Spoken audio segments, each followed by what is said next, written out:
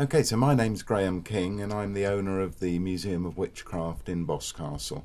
Well, this year is our anniversary. Well, in fact, it's a double anniversary because it's 60 years since the museum first opened and 50 years since it moved to Boscastle. So 60 years ago, it opened in the Isle of Man. They had an interesting time. I say they, Cecil Williamson and Gerald Gardner were the two people that started the museum in the Isle of Man. They had a falling out, basically, as so often happens with business partners.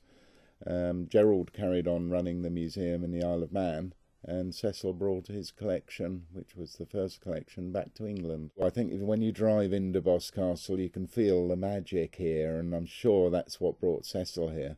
There's lovely old traditions of the wise women in the village selling the wind to sailors.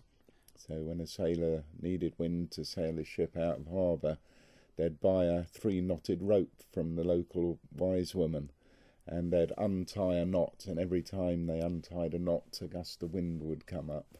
Now, so I was looking downstairs, and there was actually a recent story of that happening here, isn't there? Did you have you sold it? Absolutely, I've sold the wind to. There was a couple of guys that were bringing an lovely old yacht over from France up to the north coast of Scotland, and they were becalmed here. And I met them in the pub, and they were saying, "Oh, these witches still around?" And we said, "Well, we might be able to help."